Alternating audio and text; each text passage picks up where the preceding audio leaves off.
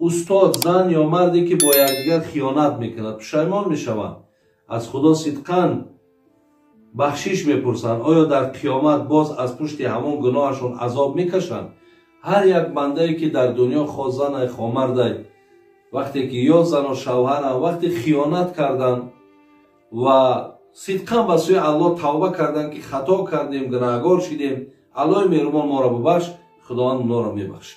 حمد بی حد آن خدای پاک را که جان بخشید مشت خاک را. السلام علیکم و رحمت الله و برکاته. دوستان عزیز، ما قرار داریم در داروخانه شفافرما با شما داروهای طبیعی از اختیار شده را از داروخانه شفافرما رو توصیه می‌کنیم. مثلا برای بزبله شدن، برای بغم درد، برای بقوت کردن مردانگی، برای گماروژنسکی здоровья، روان‌های تازه سیاه‌دانه، قیس الهندی و دیگر غیره، برای خراب شدن، فربه شدن، پروستات، بسیار داروها را شما از داروخانه شفافرما میتونید با باوری کامل دسترس نمای رقم‌ها در روی اکران زنگ زنید.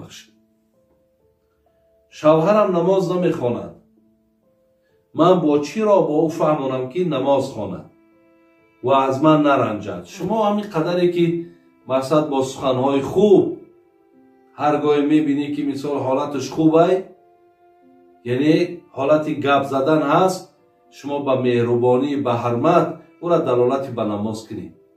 قبول کرد، فایده خودش نکرد، خواهر عزیز انشاءالله گردن شما ساکته. استاد از چی سبب است که در روز جمعه تا مردها از مسجد نبرایند؟ خواندن نماز پیشین به زنها اجازه نیست. اگه برای زنها خواهرای عزیز این خیلی نآمده است که تا مردها از مسجد نبرایند، شما باید نماز نخوانید. برای همین یعنی شما در حالت همون ساعت نماز جمعه هم که اگر پیشیناتونه که برای شما اجازت است، برای شما رخصت است، شما میتونید که مقصد در خانه‌تون نمازهای هم پیشین تونه در همون وقت جمعه هم که خوانین، هیچ گناهکاری برای شما نیست. اگر شوهر گوید که بجای مادرم باشی، دستی تو را قپم، گویا دستی مادرم را قپیدم، آیا در این حال زن طلاق میشه؟ نه، طلاق نمیشه. اینجا در زن طلاق نمیشه. اگر به شرط در اینجا گوید که مقصد تو بجای مادرم باشی، ما دیگر تماما دستی تر نمیقم، نه که نیتش طلاق باشه طلاق میشه. یکی همین خیلی قسم بخوره که اگر من به تو نزدیک شم، به مادرم نزدیک شدم، یک ابلهی است، یک سخنی بسیار دغل و بسیار یک قسمی هست که مردک گناهکار میکنه. یکی در همینجا به نیتی طلاق بگه، اینجا بعد طلاق میشه، طلاق باین میشه، شما باید از سر نو نکاح کنید.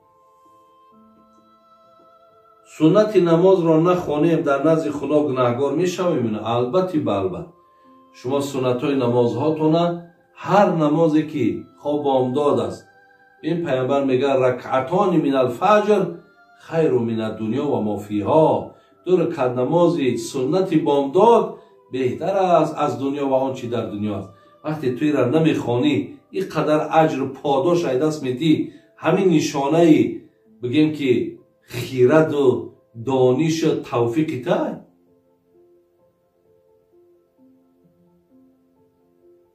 اگر همین نمازها را نخواندن لازم میشه، چرا پیامبر خواندش؟ چرا با تاکید کرد که در یک روز سنتایی که 5 وقت ما میخوانیم در نمازهای 5 وقته، سنتای مؤکدن تاکید کردن. برای وقتی این تاکید شده را که ترک کردی، البته گناهکار میشه.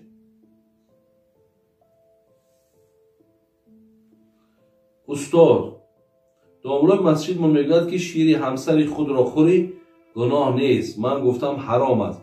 او گفت که در حدیث های ابو هریره جلد 2 حدیثی 603 آمده است که شیر همسر حلال است. استاد من این حدیث را جستجو کردم نیافتم، شما گوید آیا چنین حدیث هست یا نه؟ ما از پشت این امام نماز خوانیم یا نه؟ نماز از پشتش خوانیم برادران، لیکن مقصد این حدیث دلالتی بر اون نمیکنه که شیر زن تا بگیری باید بخوری. همون گپی که شما گفتین البته حلال نیست خوردن او، фақат ягон зарурат бошад, зарурат ба маънои агар барои ягон табиб бошаву барои ягон беморӣ агар ҳамира шифо бигӯяд ё барои чашмдард масалан чакондани дар чашм агар даво бигӯяд мо дар ин ҳолати зарурат истифода мебарем. ғайри зарурат ҳалол нест ура истеъмолаш. бобои ҳоҷӣ, ман ҳар вақто сухани ҳақро гӯям, маро ҳақорат мекунад.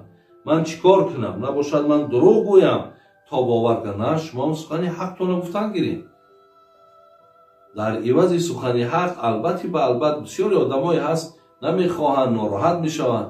лекин шумо сухани ҳақто нагӯед. бигзор тира боварам накунам, бигзор тира агар ҳақоратам кунам. лекин барои бовар кардани но ту сухани дурӯғ нагӯ ки бо гунаҳгор мешавад.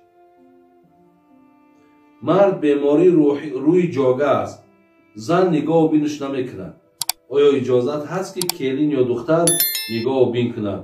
зан мегӯяд инро нигоҳу бин кунам, устухонҳом вазбин мешавад. оё ин ҳақиқат дорад ё не? аки ҳақиқат надорад. мақсад вазифаи зане ки шавҳарша бояд нигаҳ кунад. вақте агар зан нигоҳ накард, ин ҳолатда духтарову келино ҳақ надоранд. инҷа баъд бачаҳош мекунанд. агар бачаҳош набошанд, ягон додарош бошад, аккаш бошад, яъне мардина бошад.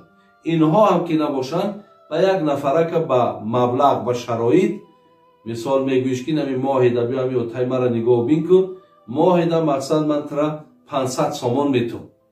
ана ин баъд ин ҳолатда мо як одама киро мекунем меорему падармона бародармона яъне як мардинаро оварда бояд нигоҳ карданаш дар коре. бобоҷон дар вақти сулфа заданам як доруро ба номи пертусин истеъмол кардам. баъд аз хӯрдан дарунам гарм шуд. таркибашро нигаҳ мекунам, спирт доштааст. дигар истеъмол накардам. оё ҳамон доруи хӯрдагиам дар намоз ва рӯзаам халал мерасонад ё не? ако бародарои азиз, як кор аст ки агар вай аз спирти ҳамин хел тозара дар пешат бирезану бо ҳамун пертусин агар арараш кунану битанад, ин ҳолатда ҳалол нест хӯрданаш. лекин агар ҳамун пертусин дар таркибаш агар спирт дошта бошаду бо дигар доруҳои дигар якҷоя бошад, инҷа да иҷозате ки мо аз ӯ истеъмол кунем. барое ки тамоми дору ҳаёти онҳо, пояндагии онҳо ай спирт ай, бе спирт намешавад.